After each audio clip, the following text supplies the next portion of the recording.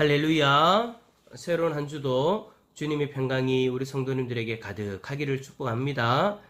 오늘 말씀의 제목은 주를 기쁘시게 하는 삶입니다. 우리가 함께 읽은 말씀에서 바울은 조금 독특한 표현으로 본문을 시작합니다. 25절에 보면 바울 자신은 처녀에 대해서는 주께 받은 계명이 없다, 그렇게 이야기를 하죠. 이러한 표현을 한다라는 것은 바울이 한 번도 하지 않은 표현인데도 불구하고 오늘 본문에서 이러한 표현을 합니다.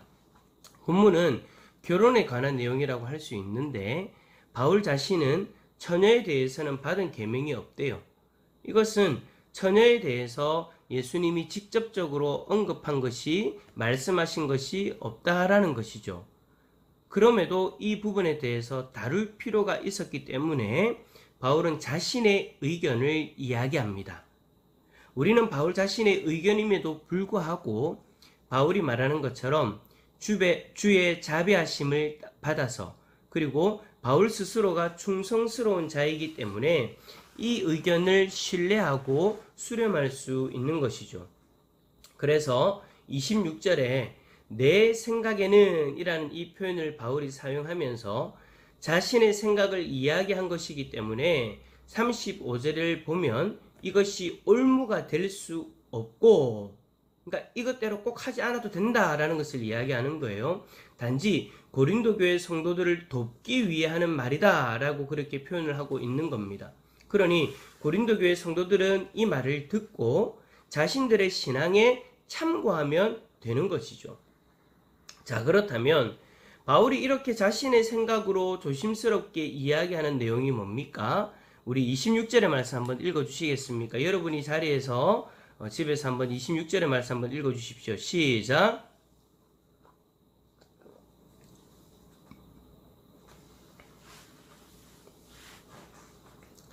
아멘. 자, 25절에 보니까 처녀에 대해서 말한다고 하였죠. 그런데 처녀에 대해서 뭐라고 말하냐면 26절에 보니까 그냥 지내라. 그냥 지내라 라고 그렇게 말하고 있어요. 무슨 말이에요? 처녀는 남성을 알지 못하고 지금껏 혼자 지내왔는데 굳이 결혼할 필요가 없다라는 것입니다. 아마 오늘 본문을 처음 접하신 분들이 이 본문을 읽을 때에는 조금 적잖은 충격을 받지 않을까 싶습니다. 저도 처음에는 그랬어요. 하나님은 결혼이라는 제도를 만드시고 그 제도 속에서 우리는 결혼을 하려고 하고 실제 결혼을 했고 그것을 또 자녀들이나 또 우리 주위의 청년들에게 결혼을 하라고 권하죠. 근데 바울은 오늘 반대로 결혼을 안 해도 된다라고 이야기합니다. 아무리 자신의 생각이라고 이야기를 해도 하나님의 뜻과 반대되는 듯한 그런 말을 한다는 것이 조금 우리가 봤을 때는 이해가 되지 않죠. 자, 그렇다면 바울이 이렇게 말하는 이유가 무엇인지를 우리가 살펴봐야 되겠죠. 바울은 26절에서 임박한 환난으로 말미암아 라고 그렇게 말했습니다. 여기서 임박한 환난은 지금 현재 다가올 고난과 그리고 종말의 때에 우리가 경험하게 되어지는 그 고난 모두를 이야기하는 것으로 보면 될 것 같습니다. 이러한 고난이 다가올 것이니까 결혼하지 않고 혼자 지내는 것도 괜찮다라는 거예요. 바울의 이러한 이야기가 우리는 그래도 좀 이해가 되지 않죠? 아니, 좀 힘들다고, 고난이 있다고 결혼하지 말라, 그렇게 말하면 우리가 그냥 이 땅에서 살아가는 그 모든 순간이 고난인데 그럼 우리가 그냥 삶도 그냥 포기해야 되냐? 그렇게까지 이야기할 수 있어요. 그죠? 좀 그렇다라는 거예요. 그런데 오늘 본문을 보면 또 이상한 이야기들을 합니다. 29절, 30절, 31절에 쭉 계속해서 이야기하는데 우리 30절만 한번 읽어볼까요? 30절입니다. 시작. 우는 자들은 울지 않는 자같이 하며 기쁜 자들은 기쁘지 않은 자같이 하며 매매하는 자들은 없는 자같이 하며.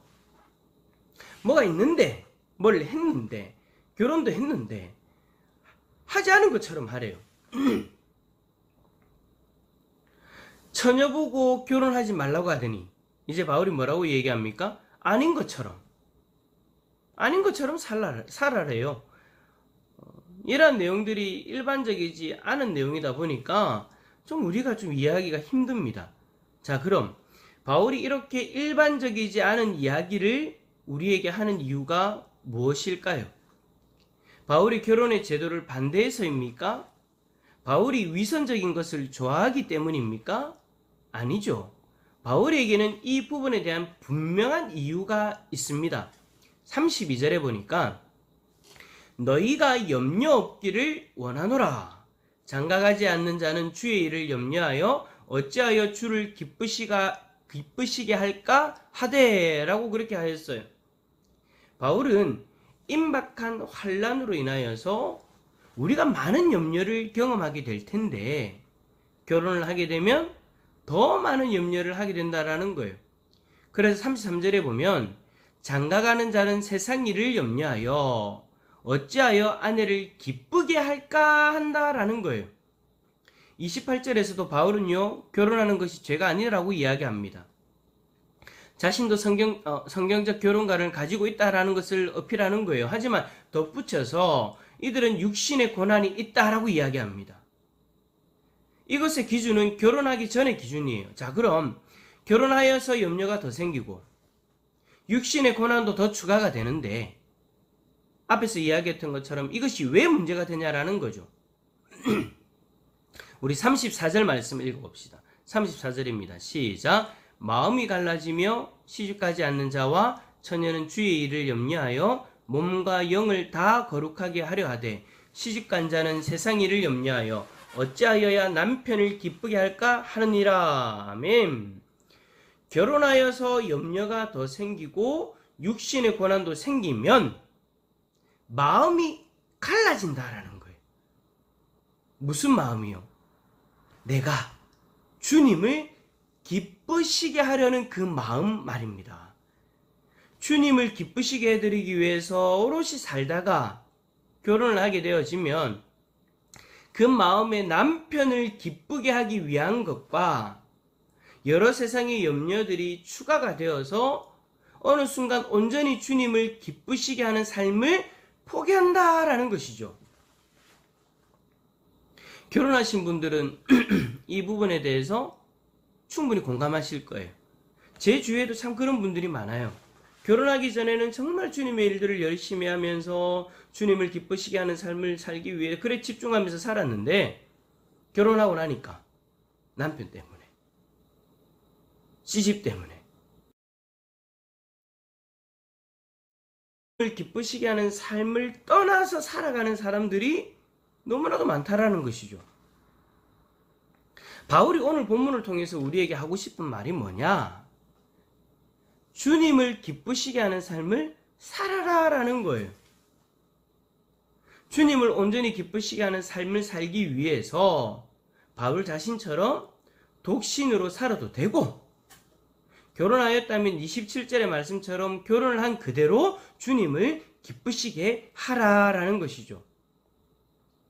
중요한 것은 결혼을 하냐 안 하냐가 아니라 주님을 기쁘시게 하냐? 주님을 기쁘시게 하지 않냐라는 것이죠.